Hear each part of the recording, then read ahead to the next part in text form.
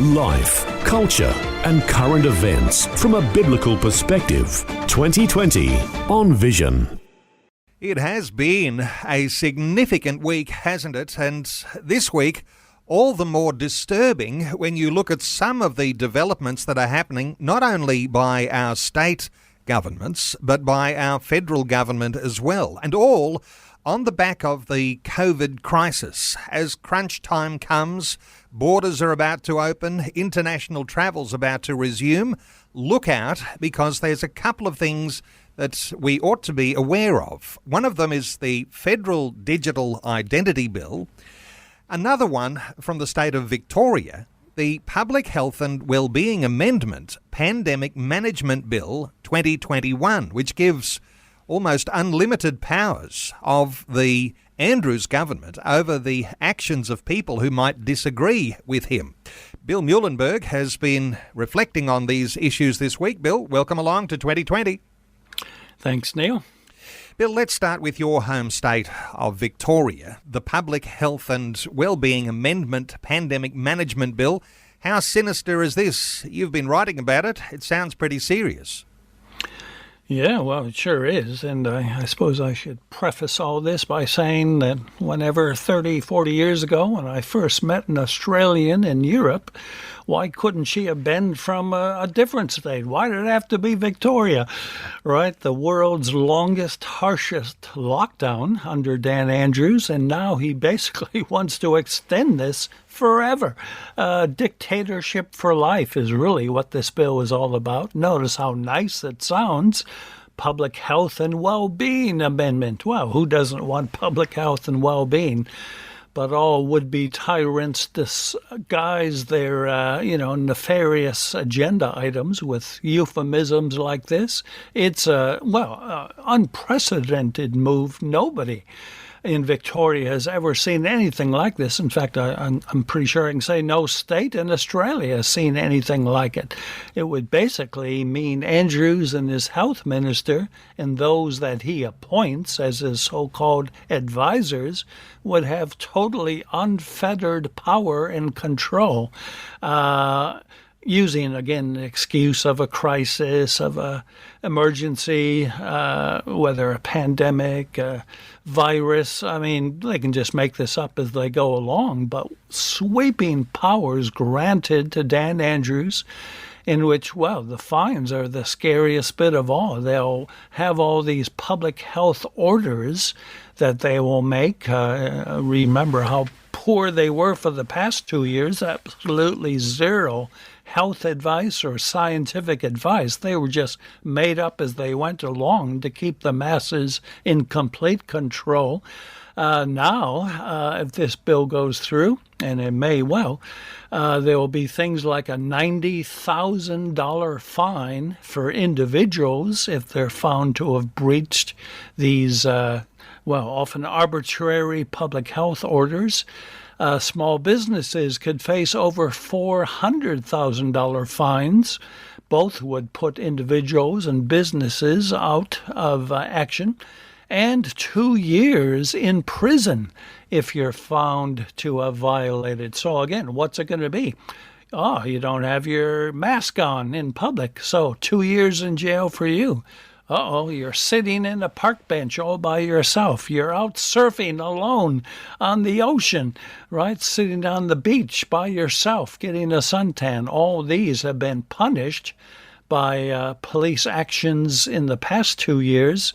And now Andrews wants to have this permanent power with much, much greater punishments for those who are recalcitrant. So this thing is scary as all get out, and nobody in their right mind who may have given Andrews a benefit of the doubt can think that this guy is nothing but on a complete power trip. He's drunk on power, and now he wants these dictatorial powers in perpetuity. Now, let's move federally for a moment, because another very disturbing development this week, and not much publicity around it that most of us would be able to acknowledge, the idea of a digital identity bill federally. What are your thoughts here? Yeah, well, you nailed it in terms of nobody knows about it. It's not being announced publicly. Mind you, there were calls for submissions, but as with all of these that they're trying to rush through, there were just a handful of days, basically, in which people could have put a submission in. Of course, 99.99% of the Australian public wouldn't even have known that there were submissions, that there was a bill like this being considered. But it's, again, it's something that's meant to sound good, better coordinate information about people and, have quicker access to their details. But of course, tons of questions arise. Just what information is it that these folks are trying to get on people? Is it health data? Is it financial data? What's in your banks? Where you've been shopping today? Where you've traveled in your car? Just what in the world is the information that they're going to have? And then who's going to get the power and access to all this digital information about individual citizens? It really is sounding like the very thing we've talked about before in communist China, their social credit system, which is based on a massive surveillance state. They know everything and every movement about the people.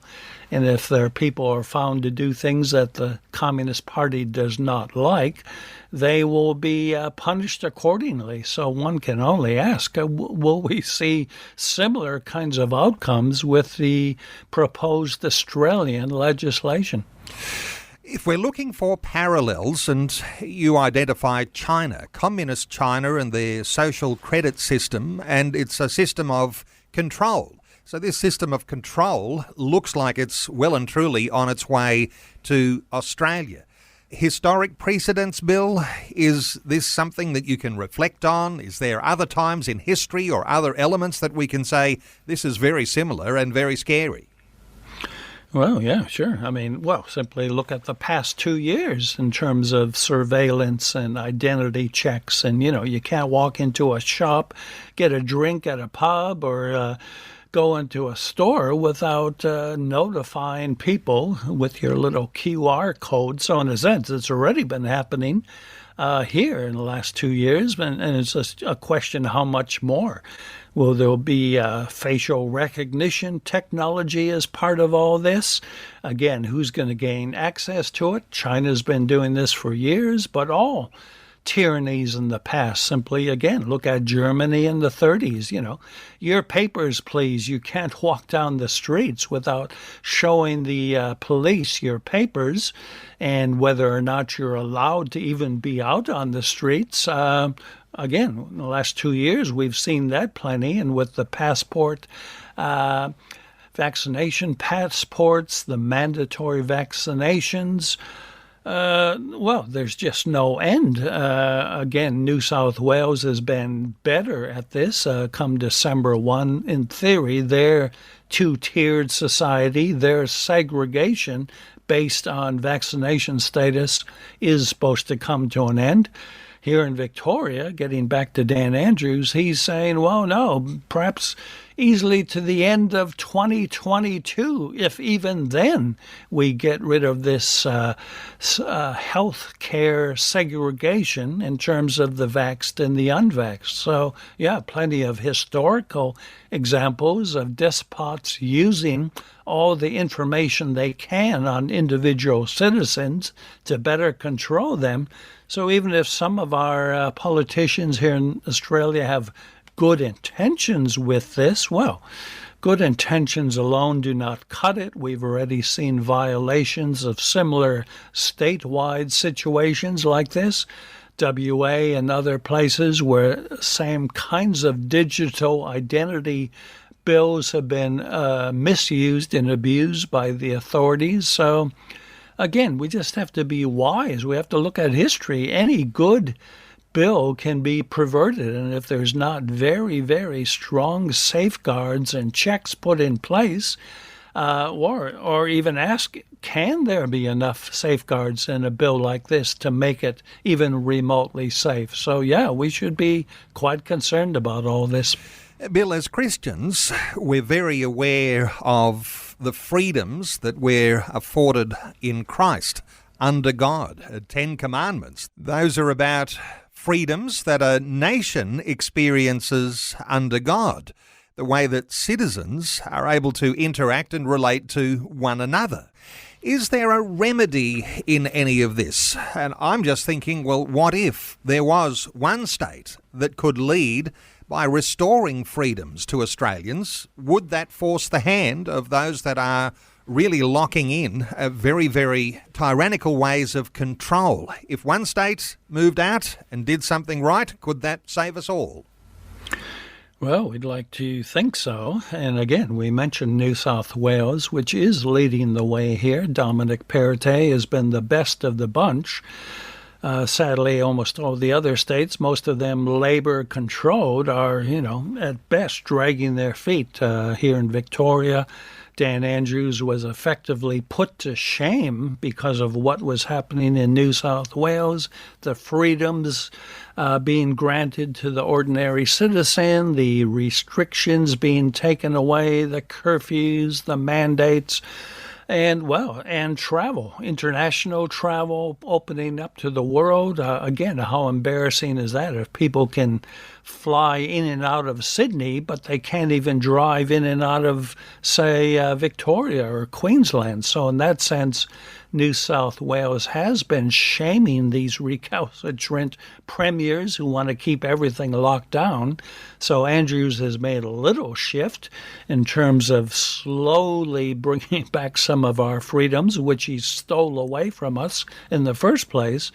But again, he's talking in terms of this segregation, this healthcare two-tiered system that at the very best, it may be another year before he even considers doing what New South Wales has been doing. So certainly Christians got to pray for our leaders. We need to keep the pressure up.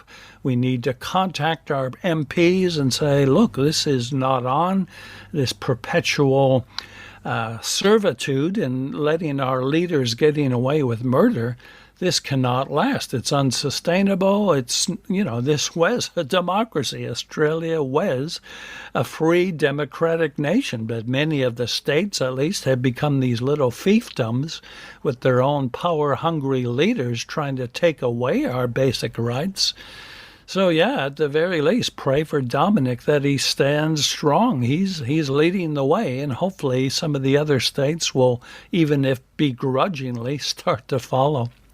Well, each and every listener to our conversation today will be able to interpret what's happening in their home state and who is leading them and what sort of issues are at play when it comes to these new bills that, in fact, are more about control, it might appear, than it might be in the short term on public safety. Let me point people to one of your latest articles, Bill, where listeners can check out some more thoughts on this type of issue. Dictatorship dangers everywhere.